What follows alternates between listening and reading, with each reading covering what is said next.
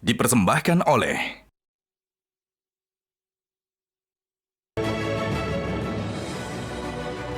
Selamat malam para pemirsa, ketemu lagi di Hot Room dengan saya, Hotman Paris. Debat yang ditunggu-tunggu oleh masyarakat akan segera tiba. Debat Cawapres hari Jumat tanggal 22 Desember. Masyarakat penasaran, apakah si anak muda Gibran mampu berdebat dengan dua politikus senior, yaitu Muhaimin dan Mahfud? Kenapa rakyat begitu underestimate Gibran? Apakah rakyat tahu bahwa dari tiga cawapres tersebut hanya Gibran yang pengusaha, apalagi pengusaha digital, dan juga pernah debat waktu pemilu wali kota Solo? Apa kejutan yang bakal terjadi? Apakah akan ada jurus-jurus yang sengaja dibuat oleh para politikus senior ini yang diarahkan hanya untuk Gibran? Inilah Hot Room, debat ekonomi Muhaimin, Gibran, dan Mahfud.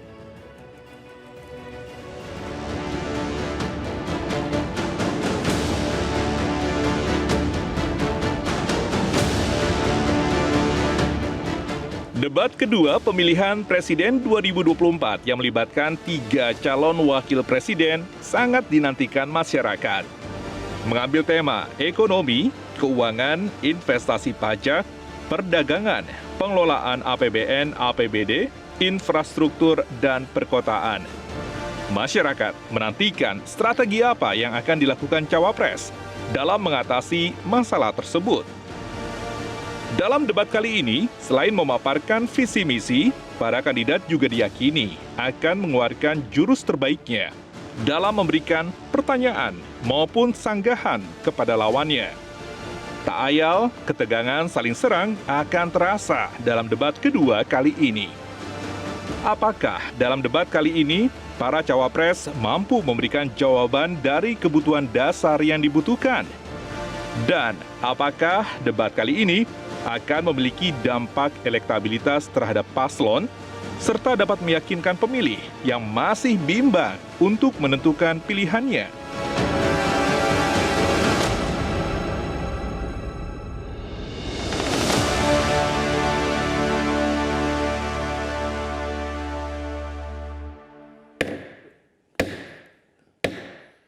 Seperti biasa, kesuksesan Hotman dalam berdebat tidak terlepas dari peranan white kopi, kopi luwak yang selalu mendampingi Hotman sehingga lawan-lawan Hotman selalu rontok dalam berdebat.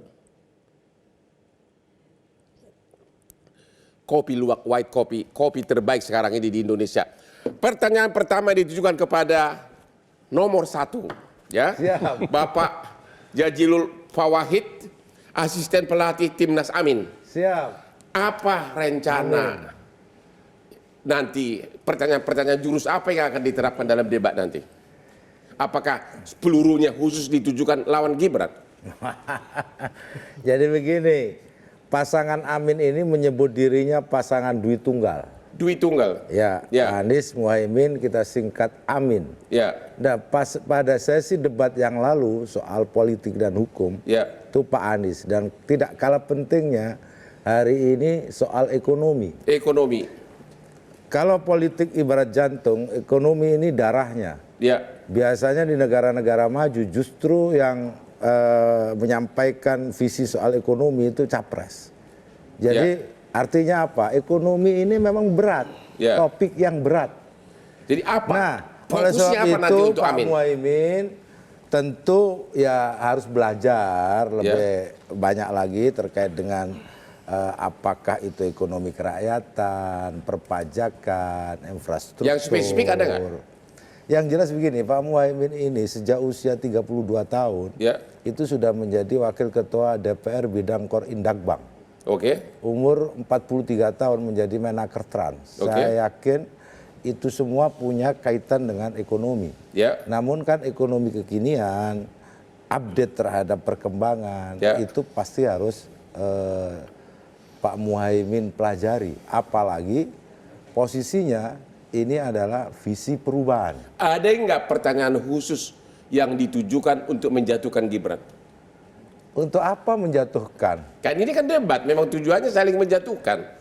Walaupun lebih berbudaya gitu loh. Begini, nggak ada untungnya juga menjatuhkan karena publik sudah tahu. Ya. Kira-kira saat inilah Mas Gibran ikut debat. Oke. Secara resmi kalau Pak Muhaimin kan ikut debat di televisi, di kampus. Makanya orang menunggu sebenarnya debat cawapres ini menjadi lebih hot, lebih ditunggu-tunggu, ya. Karena di situ ada anak presiden. Benar. Yang konstitusi dirubah untuk memberikan jalannya, publik akan melihat seberapa cerdas. Nah, sementara ini urusannya kaitannya dengan ekonomi. Sebab apa? Ini kan keberlanjutan. Nah, keberlanjutan ini kita lihat dari pertumbuhan ekonomi dalam 9 tahun ini nggak sampai targetnya. Itu yang mau dilanjutkan. Nah, tentu ini yang akan menjadi pertanyaan publik juga soal keberlanjutan. Nah, menurut saya tidak mudah meskipun katakanlah Mas Gibran ini pengusaha gitu ya. Punya banyak sektor usaha, martabak lah, apalah macam-macam. Tetapi ngurusin perusahaan dan ngurusin negara suatu yang berbeda. Nggak sama itu. Terima kasih. Pak Edi Suparno, apa persiapan? Satu pertanyaan khusus untuk tim ses nomor 2 nih. Selama ini Gibran itu seolah-olah dibuat underdog. Itu sengaja enggak seolah-olah tidak mampu. Tapi nanti pada waktunya baru cos gitu loh. Emang sengaja nggak pura-pura underestimate, tapi pada waktunya diledakkan ternyata mampu. Saya kira tidak perlu kita sengaja atau tidak sengaja, persepsi masyarakat mungkin dari awal sudah demikian. Ya, persepsi benar. Bahwa Mas Gibran paling muda, rekam jejaknya mungkin tidak sepanjang para cawapres yang lainnya, ya.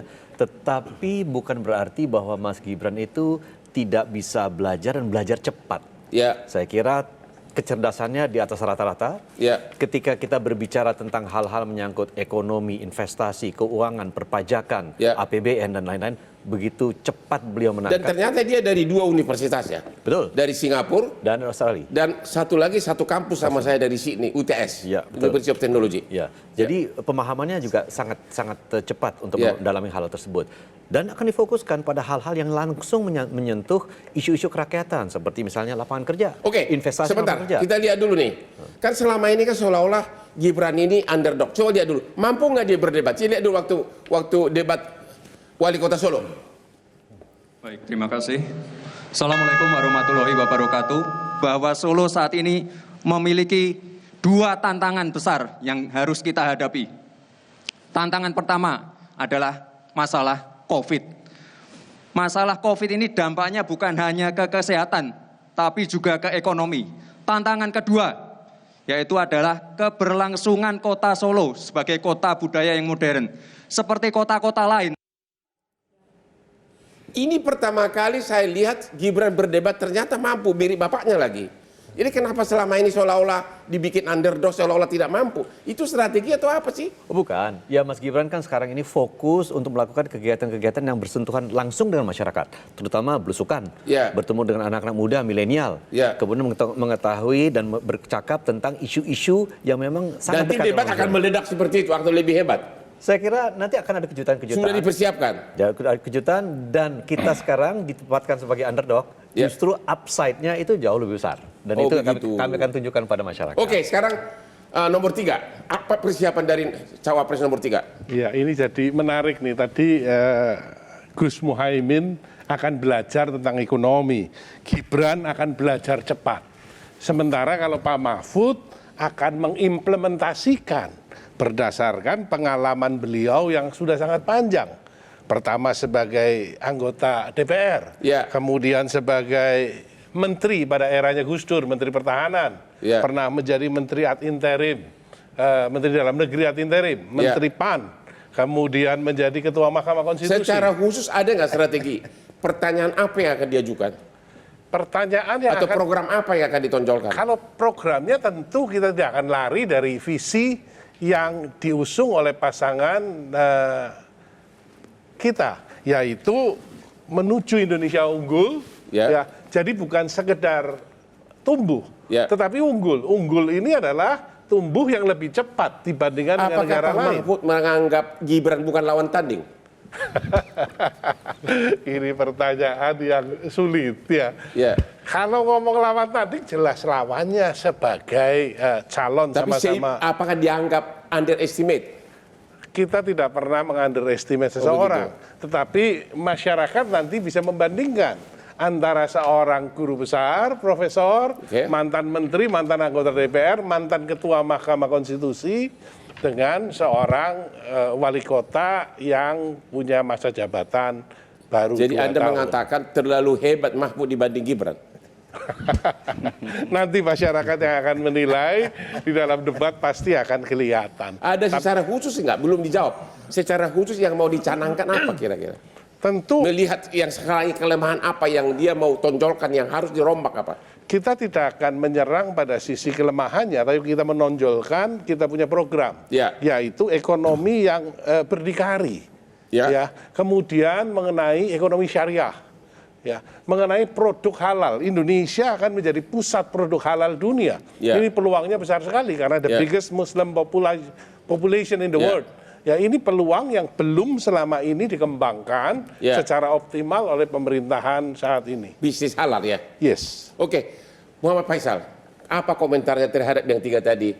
1 disebutkan apa tadi? Gampang belajar, ini sudah pengalaman, ini lebih pengalaman.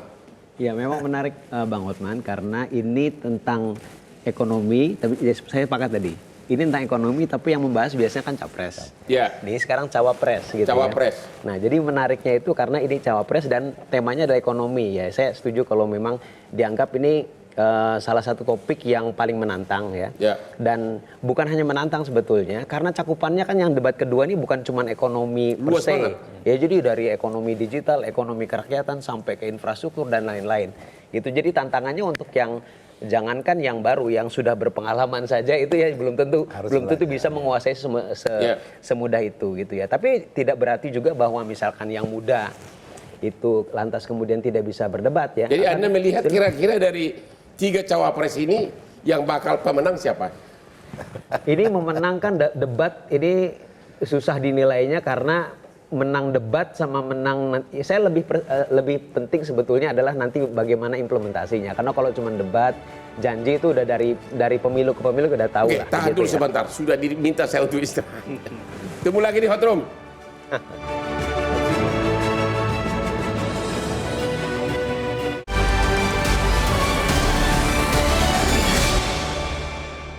Dipersembahkan oleh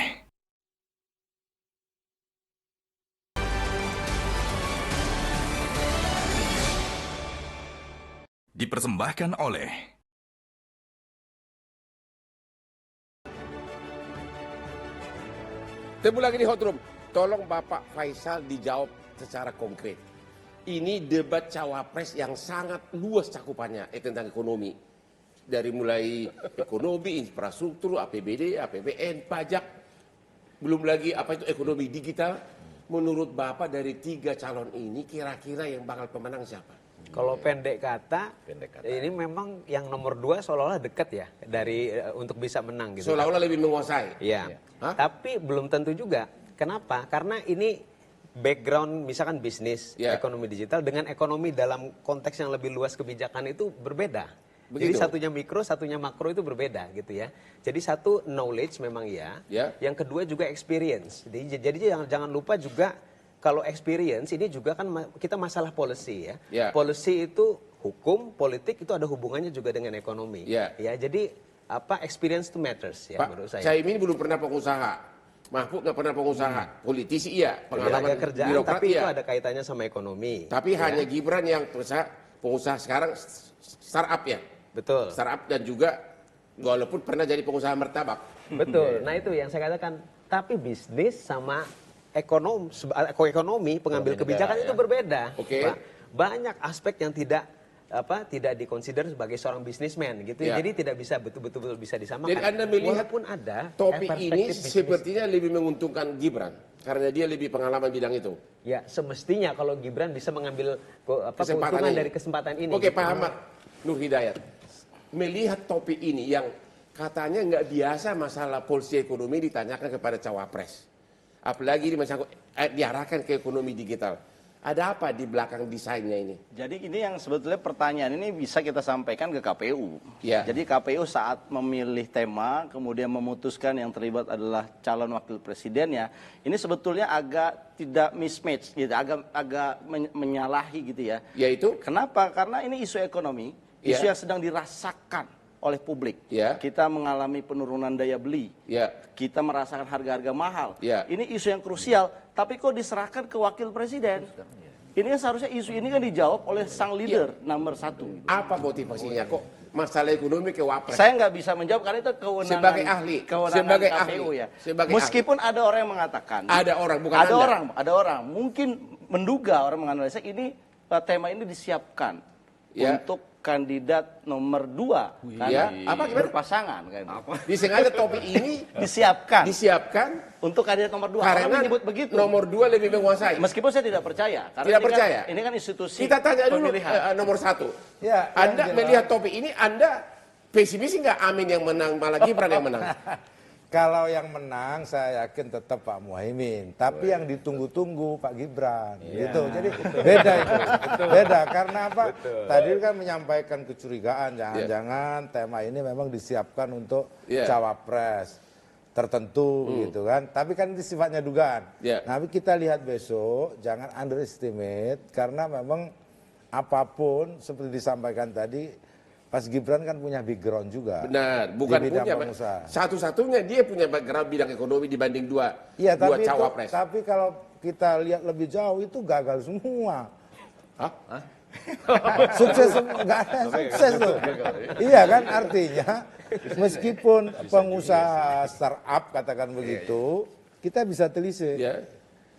Investasinya berapa, untungnya di mana, seperti apa. Saya pikir ini pembocoran debat. Taruh, Pak Effendi ke sana dulu. Coba. Ini pembocoran debat, dua-duanya membocorkan debat ini. Jadi baik pasangan nomor 1 sama nomor 3, ini pasangan nomor 2 sudah bisa nonton, sudah mulai nyatat-nyatat. Oh begitu? Iya, ini dia kasih tahu tadi, Anda bisnis tapi gagal, dicatat. Ini nanti ada kemungkinan keluar. Siapkan jawaban gitu ya? Iya, acara ini berupa pembocoran debat. Tadi ekonomi syariah, gitu-gitu kan. Kan di daftar kita tuh nggak ada ya. Oh ternyata Prof. Mahfud mau ke ekonomi syariah gitu ya. Dicatat itu gitu. Itu bisa juga benar, bisa juga pengelabuan gitu ya. Analisa Anda pribadi dari 3 cawapres ini, kira-kira siapa yang lebih siap, terutama membahas ekonomi, apalagi ekonomi digital? Supaya agak enak, saya mau mengatakan harusnya KPU undi, ya kan? Jadi pas presiden topiknya apa, lalu Pak Wakil Presiden topiknya apa, diundi. Tapi itu udah berlalu. Sekarang yang kedua, jawab pertanyaan. Iya, yang kedua sebetulnya kita mau bilang bahwa kalau ini menguntungkan Gibran, tentu saja karena punya latar belakang itu.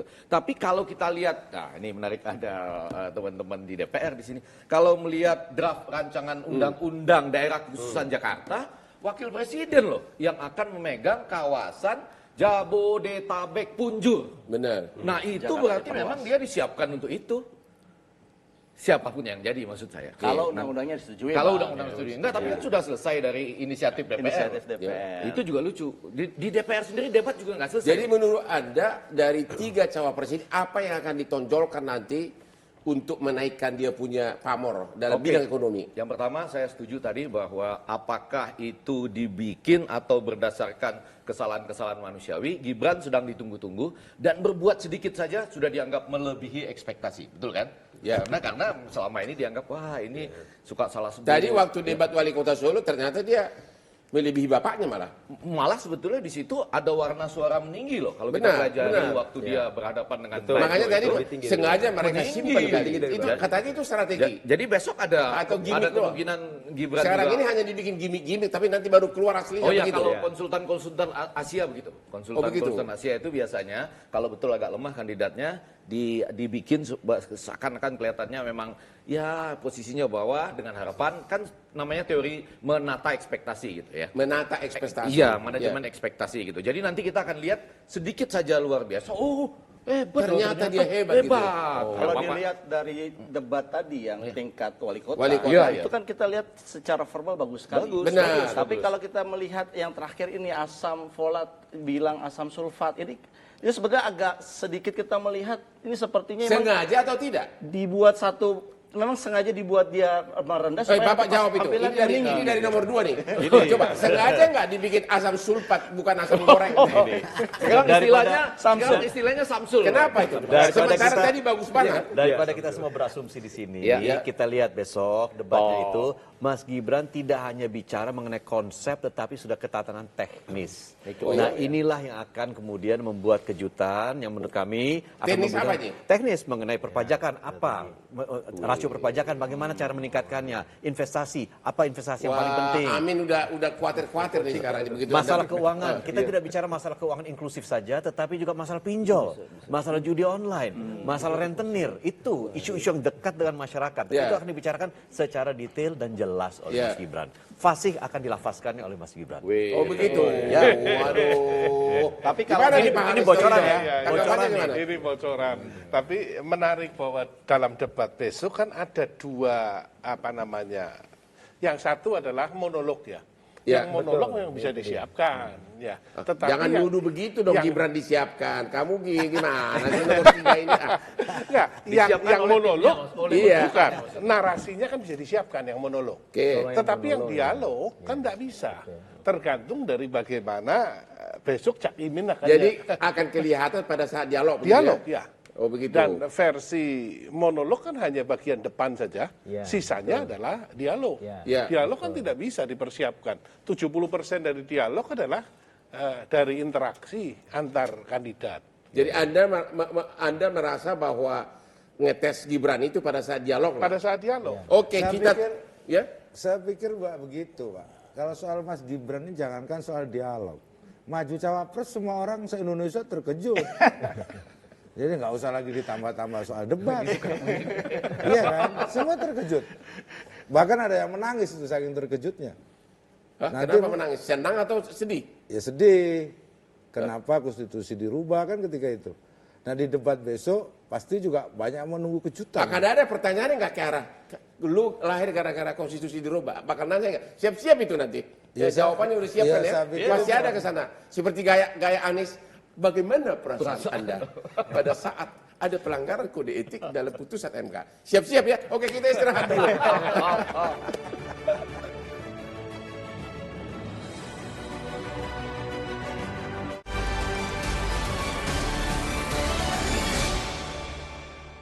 Dipersembahkan oleh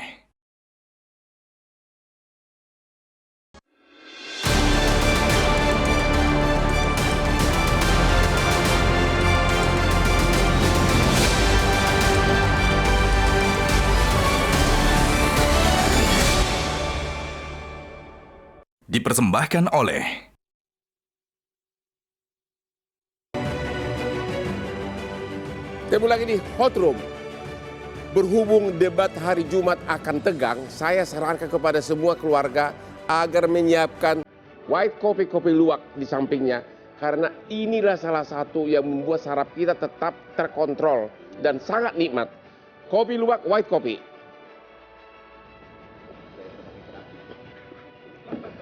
Oke, Pak Effendi Ghazali, bakal ada nggak kehebohan hari Jumat ini?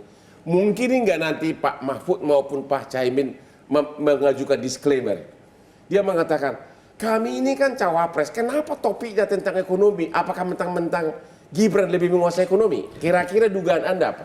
Debat itu mata kuliah dipelajari di Departemen Ilmu Komunikasi dan lain-lain, dan itu salah satu teknik dari 7 teknik utama. Disclaimer namanya. Bisa saja Prof Mahfud atau Caimin ya atau Gibran juga memakai dengan mengatakan di menit pertama 60 second mungkin mengatakan bahwa kami ini para wakil presiden tapi mendapat topik ini walaupun harusnya topik ini untuk presiden. Bisa saja dengan mengatakan mungkin bagi presiden atau ini harusnya diundi, tapi karena kami misalnya kalau Prof Mahfud latar belakang kami hukum, ya kami akan menghadapi ini dengan sebaik-baiknya, walaupun tentu saja masalah ekonomi itu tetap terkait kan dengan hukum di sana sini. Hukum. Ya.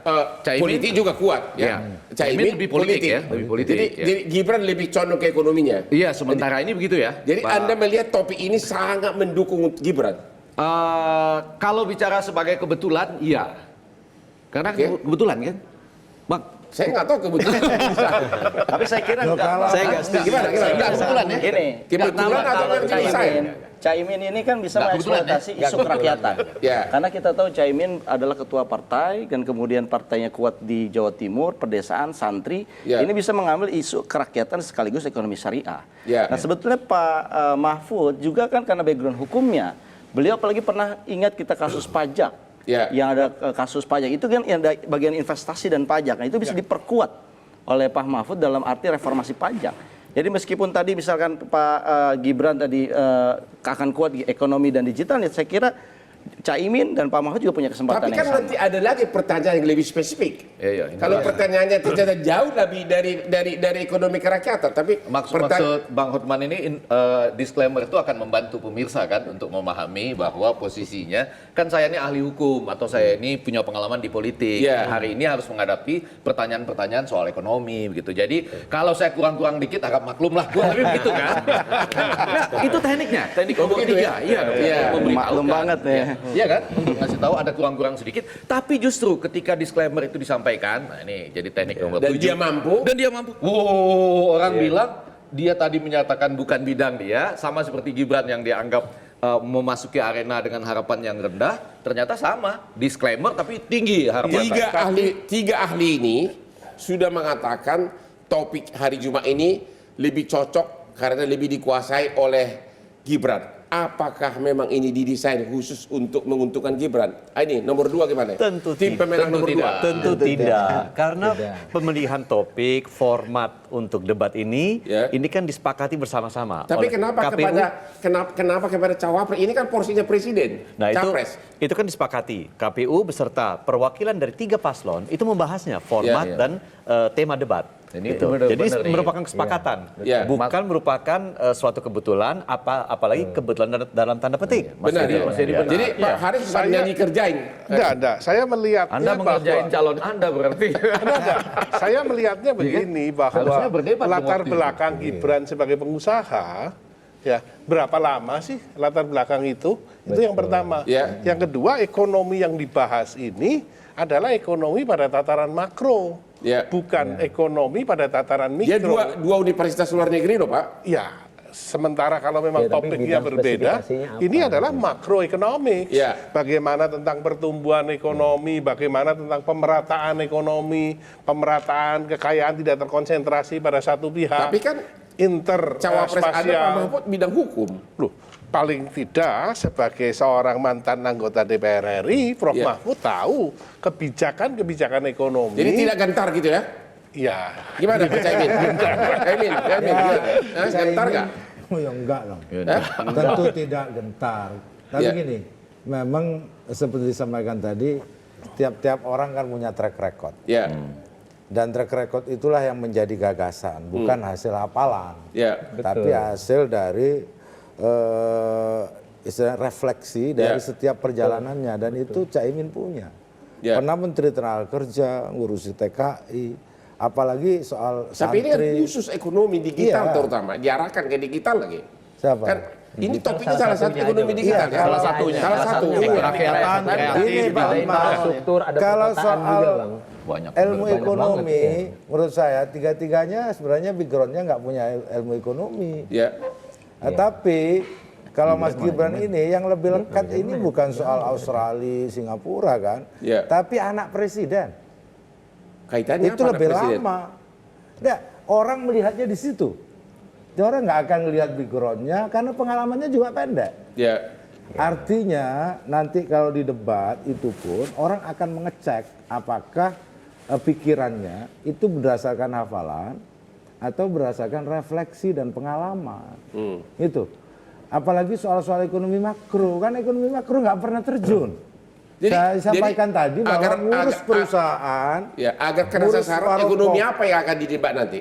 Ekonomi arah kemana? Ya tentu saya nggak akan sebutkan. Tapi yang jelas Pak Hotman, kalau kita sebut ekonomi makro, pertumbuhan ekonomi yang dijanjikan, karena ini keberlanjutan ya, 7% rata-rata, kan nggak sampai. Apa yang mau dilanjutkan? Pertanyaannya kan itu nanti. Emang bisa melanjutkan? Nah, itu yang saya sebut bahwa tidak mudah kita membahas soal ekonomi karena memang dia sebenarnya multi ya, mengenai semuanya, lapangan kerja, harga murah, sandang, pangan, fiskal, pajak. Jadi bukan hanya sekedar kalau gitu buat saya tanya dulu aplikasi Pak Ahmad digital. Hidayat. Siap Bang. Ekonomi seperti apa nanti akan ditonjolkan oleh 3 cawapres ini? Terutama kalau ada pertanyaan, saudara cawapres, apakah Anda setuju TikTok dihentikan? Atau dibuka kembali? Kira-kira jawaban mana yang menarik, yang memikat hati rakyat? Sebelum jawab itu Bang, sebetulnya isu ekonomi ini tidak hanya di debat yang kedua. Kalau saya lihat isu ekonomi ini tersebar juga di debat mengenai yang keempat, yaitu ada sumber daya alam, ada agraria, ada masyarakat adat, dan juga debat yang kelima, ada ketenaga kerjaan. Ya, ini sebetulnya menunjukkan isu ekonomi itu isu yang selalu ada, kecuali mungkin debat yang ketiga karena kaitannya geopolitik dan pertahanan keamanan. Yang kedua yang saya sampaikan sebagai ekonom, saya nggak terlalu akan happy besok. Kenapa? Karena ini bukan ahlinya yang bicara. Tetapi saya akan menguji calon mana yang punya konsep kesatuan antara presiden dan wakil presiden. Karena ini kan sebetulnya bicaranya bukan programnya wakil presiden, tapi ini program pasangan calon. Nah tentunya kita akan mendengar misalkan kandidat nomor 2 punya program makan siang dan minum susu gratis. Pertanyaan kita sebagai ekonom, uangnya dari mana? Nah, kita ingin dengar di situ. Jadi saya berharap pertanyaan tadi TikTok itu enggak. Nah, itu coba. Itu sebetulnya pertanyaan gimmick untuk memancing pemilih milenial. Tetapi yang diperlukan publik hari ini adalah bagaimana solusi para pasangan calon ini mengenai harga-harga yang naik, mengenai pendapatan mereka yang turun, mengenai pertumbuhan ekonomi yang tidak meningkat akhir-akhir ini. Nah, di situ tapi bedanya antara kita akademisi, ilmuwan dengan teman-teman itu. Teman-teman itu pasti sudah punya ya Pak Edi. Itu ceruk pasar mana yang belum mereka raih. Jadi kalau ceruk pasar itu membutuhkan pertanyaan TikTok, dia pertanyaannya TikTok gitu. Akan mendukung. Iya, karena dia lihat oh di ceruk itu nih kita masih harus memperoleh pemilih bimbang itu untuk masuk ke kita gitu. Jadi saya rasa itu besok akan sangat tergantung pada kan tersebar di semua debat. Bahkan di pertama juga masuk kan soal ekonomi. HAM juga punya ekosok right misalnya gitu. Jadi saya rasa besok akan sangat tergantung pada 3 hal. Hafalan dia juga lah pasti. Pasti. Hafalan dan contekan. Hafalan, contekan, apa yang ditulis di meja semua keluar itu ya. Sama malah jauh lebih penting tidur siang sebetulnya. Betul nggak? Begitu sampai di situ lagi keadaannya nggak fit, lupa semua hafalan itu. Ya kan? Lalu yang kedua retorik. Kadang-kadang debat itu nggak terlalu penting tuh isinya ya. Begitu dia bisa dalam tanda petik menyerang atau contrasting membandingkan ya. Seperti Pak Prabowo lah misalnya kan Anies sudah menjelaskan begitu panjang dan lebar. Pak Prabowo cuma bilang gini, pemerintah kok nyalahin angin. Coba bayangkan. Padahal itu penjelasan yang lain komplit kan. Cuma ditambah dengan angin dan hujan gitu. Nah sisi retoriknya ngambil yang itu. Pemerintah kok nyalahin angin sama hujan. Padahal tuh jawaban Anies itu komplit, jadi sangat tergantung pada topik apa yang diangkat juga oleh panelis. Saya rasa kalau panelis agak normatif ya.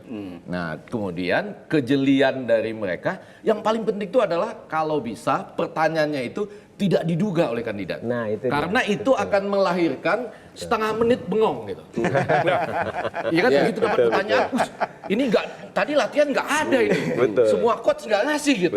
Itu sebetulnya di pikiran kita ada setengah menit bengong, keluarlah kalimat-kalimat strategis. Kalau Pak Prabowo kemarin menjawabnya dengan gaya lambat. Kalimatnya itu terlihat lambat sambil berpikir. Kalau yang lain ada yang mengatakan ini adalah pertanyaan yang penting bagi bangsa dan negara kita. Karena sisi ekonomi itu tidak bisa kita biarkan tanpa ada pendekatan hukum. Sebetulnya dia mikir ini sebetulnya jawabannya apa.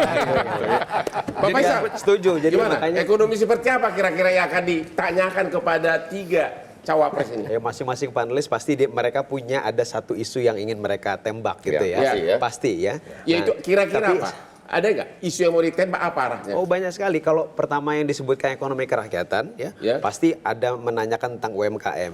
Pasti kalau kita bicara hilirisasi, pasti strategi tentang industri. Kalau ditanya apa TikTok merugikan UMKM, kira-kira jawabannya memikat hati rakyat apa? Wah. Kalau memikat hati rakyat ini tergantung rakyat yang mana. Jadi karena ini kan masalah TikTok ini kan juga ada plus minusnya. Ya jadi kalau yang pro misalkan untuk wah dibebaskan aja lah ini supaya TikTok juga bagus kok. Nah ini itu memikat buat yang kalangan yang sebelah sini. Tapi kalau yang berpandangan bahwa misalkan TikTok ini justru dia memakan pangsa UMKM dalam negeri. Nah ini justru nggak setuju gitu ya. Jadi ini kan tetap harus ada pro kontranya gitu kalau soal itu. Tapi ini betul tadi yang disampaikan Bang Effendi bahwa justru kalau pertanyaan yang tidak terduga itu yang membuktikan kedalaman daripada masing-masing cawapres dalam dari kesiapan nalarnya begitu. Betul. Jadi bukan sekedar hafalan. Kalau hafalan saya rasa bukan cuma Gibran, tapi juga pasti ada hafalan 01, 03 juga begitu. Disitulah ketahuan kalau saya itu punya skill yang sangat tinggi, out of the box thinking. Jadi pertanyaan tak terduga bisa dijawab secara refleks. Oke, kita istirahat lagi, ketemu sesudah yang berikut ini dari ahli out of the box thinking.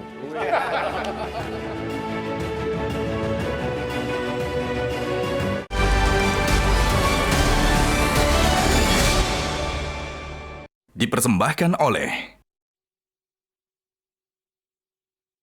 hari-hariku bersama.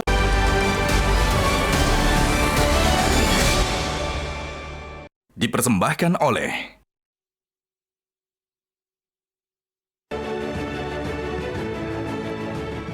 Ketemu lagi di Hot Room. Di segmen terakhir ini saya akan bertanya kepada masing-masing tim pemenangan Cawapres. Apa yang membuat Anda yakin bahwa Caimin akan bisa memenangkan debat? Ya, pertama... Tolong jawab singkat nanti. Ya, Caimin saya sampaikan tadi memiliki rekam jejak yang sudah panjang di bidang kepemimpinan, termasuk juga hal-hal yang kaitannya... Tapi tidak background ekonomi. Ya tentu ini background keilmuan, tetapi kalau terkait dengan jabatan Indakbang, koordinator industri pembangunan dan keuangan, saya pikir itu ekonomi. Nah yang kedua, Caimin memang selama ini kan dikenal politisi yang cerdas, politisi yang santun dan lucu orangnya kan gitu. Nah saya memang kalau debat besok saya berharap ada saling serang menyerang. Tapi Pak Muhaimin bukan tipikal menyerang. Nah, mudah-mudahan nanti ada yang saling serang. Karena apa?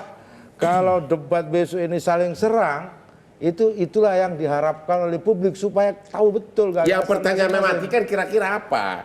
Apakah Anda akan bahas lagi putusan MK atau apa? Itu kan bukan ekonomi. Ya tentu, kan saya sudah sampaikan. Pak Muhaimin bukan tipikal yang gampang menyerang. Diserang mau? Diserang oke, kan selama ini biasa menjawab serangan. Siap gitu ya. serangan. Justru yang kadang-kadang kita tidak tahu tipikal orang yang jarang kelihatan di debat. Sehingga kita nggak tahu apa sebenarnya kelemahan, polanya, atau argumen-argumen yang dia punya. Nah, kayak semacam menyimpan misteri. Kan ada videonya tadi udah. Kalau itu kan tingkat wali kota, itu kan baru 2 tahun. Nggak ada hubungan dengan pengalaman. Terima kasih Pak. Pak Edi Suparno, tim Nor 2. Banyak rakyat meragukan, underestimate Gibran. Barusan beliau ini juga sangat underestimate. Kan cuma tingkat wali kota, apalah itu katanya kan. Anda sebagai timnya Gibran gimana? Pertama, Mas Gibran itu latar belakangnya pengusaha. Pengusaha. Tetapi yang lebih penting lagi, keluarganya pengusaha. Pak Jokowi awalnya mau pengusaha. Jadi memang pengusaha itu sudah dari darah dagingnya, Pak. Mas Gibran.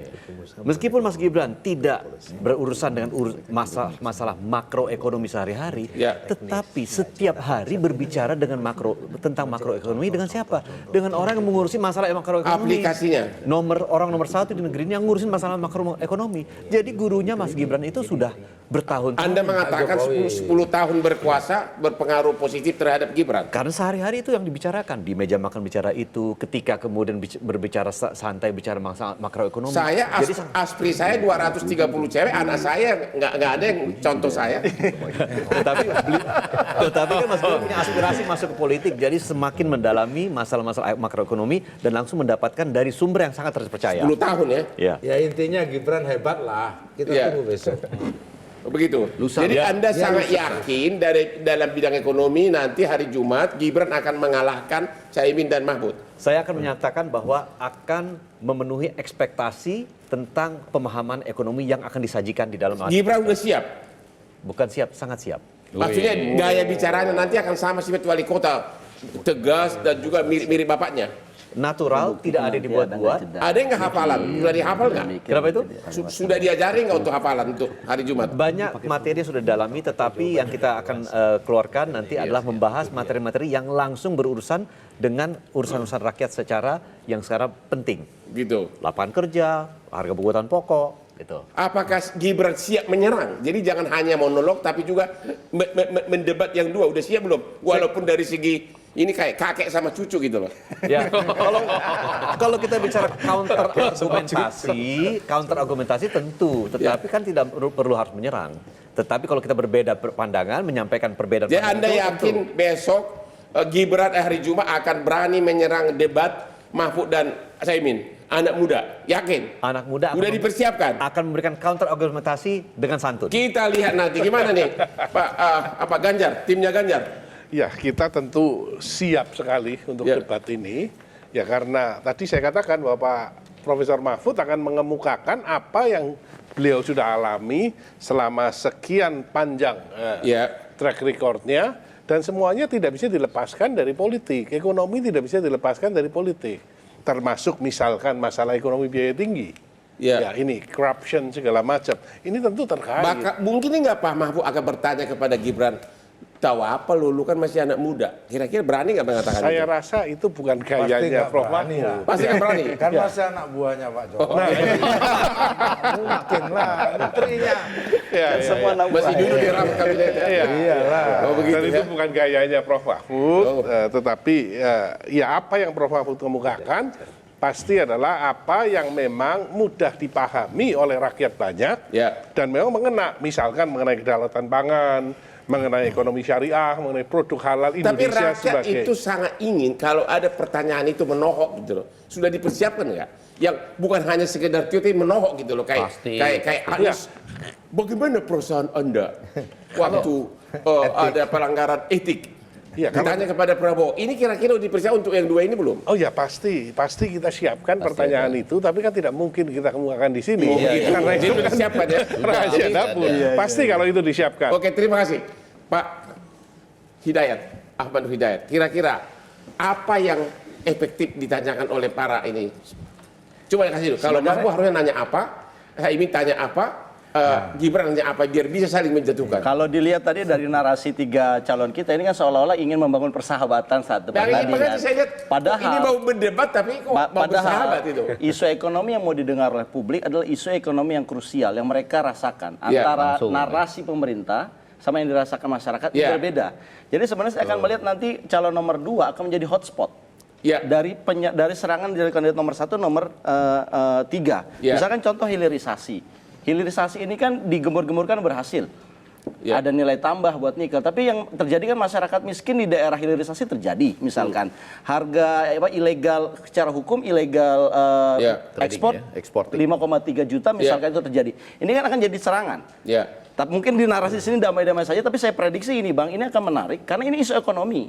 Isu yang kemudian orang melihat, oh iya, kalau ada perbedaan, disitulah kan orang nangkap, oh ini ada perbedaan. Yang diserang siapa kira-kira? Ya tentunya yang saat ini masih mengatakan bahwa ini baik-baik saja, ini kuat, ini berarti hebat. serangan akan ditujukan ke Gibran karena dia ada Jokowi. Kemungkinan besar begitu, sama seperti yang debat pertama. Oh begitu ya. Kalau gitu Pak Faisal, apakah nanti isu IKN juga? Itu kan ekonomi kan? Pasti. Apakah itu menjadi isu? Ya.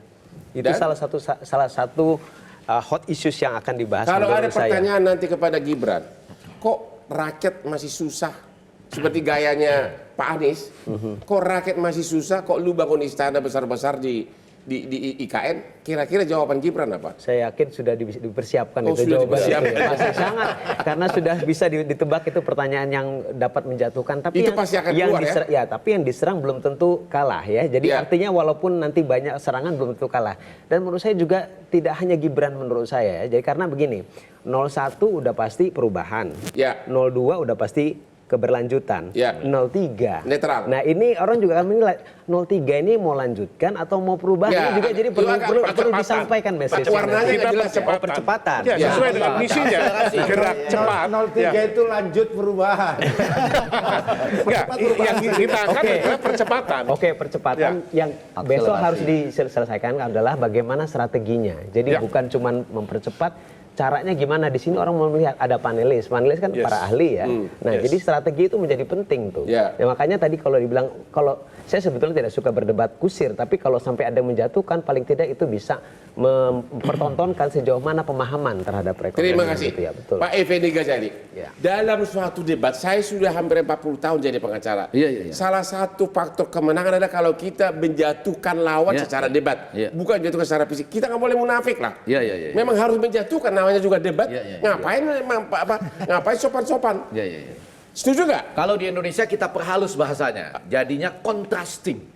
Jadi memperbandingkan, comparing atau contrasting. Padahal intinya attacking. Benar. Iya, karena dalam keadaan Anda bisa saja diserang lalu menyerang balik, atau memang niat memberi satu pertanyaan, kemudian lawannya secara tidak langsung kelepek-kelepek. Gitu. Benar. Cuma ada dua catatan penting. Yang pertama, tidak mudah berhadapan dengan anak muda. Karena di banyak debat anak muda itu terlihat lebih secara fisik terlihat lebih dan lebih berani atau Clinton lawan Dole ya kan, Kennedy sama Nixon. Jadi lebih terlihat agak lebih santai. Apalagi kalau dia bisa lempar senyum sana sini. Yang kedua, kalau Anda mengambil keuntungan dan menganggap anak muda itu dianggap agak rendah, itu orang juga antipati terhadap Anda. Betul. Gitu ya. Karena Anda nggak tahu, itu orang akan berbalik kepada dia. Jadi karena itu peluang anak muda besar. Jadi saya besok akan beranggapan bahwa kalaupun kita berharap ada contrasting lah gitu ya, atau serang menyerang dengan bahasa yang enak. Kalau enggak kita nggak dapat apa-apa. Tapi jangan lupa di luar sana rakyat kita kan pendidikannya juga nggak terlalu baik, bagus-bagus semua gitu ya. Jadi artinya kalau menggunakan istilah yang tinggi-tinggi, yang pemilih bimbang nih jadi tidak diperoleh. Tapi bayangan saya besok, Gibran tidak akan menjadi yang terbawah kalau melihat apa yang sementara ini terjadi ya. Jadi prediksi Anda, dia tidak akan menjadi yang terbawah kecuali jadi tidak akan menjadi yang terbawah. Dalam debat nanti? Ya, tidak akan menjadi yang terbawah ya. Yang terbawah siapa kira-kira? Enggak tahu, salah satunya lah dari yang lain ya. Tapi salah satu dari ini boleh dong memprediksi ya. Karena kita sudah kita sudah terlanjur punya ekspektasi sebelumnya asam sulfat kemudian. Benar. Nah, karena itu dia dalam persepsi agak gampang dianggap tidak yang terbawah. Dia cukup tampil senyum, tenang gitu ya, sudah tidak yang terbawah. Tapi kecuali bikin blunder. Yaitu blunder. Karena blunder itu akan betul-betul dirayakan tuh. Kan apa saya bilang? Jadi memang ditunggu. Jadi memang dua calon 1 dan 3 akan menunggu blunder gitu ya. Publik barangkali. Karena kan publik akan membuat blunder gitu. Nah, akhirnya Samsul gitu kata publik ya. Bisa gitu loh. Samsul kedua. Ya, itu publik loh. Hati-hati terhadap itu. Oke, kita akhiri debat kita malam ini. Mari kita sama nonton hari Jumat debat Cawapres. Apakah akan ada blunder? Apakah ada yang berani saling menjatuhkan? Karena itulah esensi dari debat. Jangan lupa nonton Metro TV Hot Room setiap hari Rabu jam 9.30. Yang hot-hot karena hostnya sangat hot dan juga out of the box. Silakan Pak.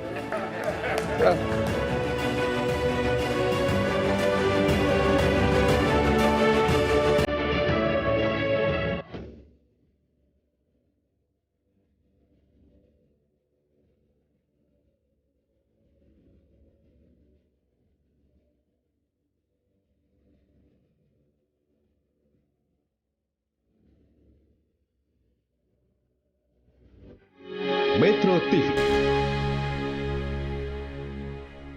Jelajahi cara baru mendapatkan informasi. Download Metro TV Extend sekarang.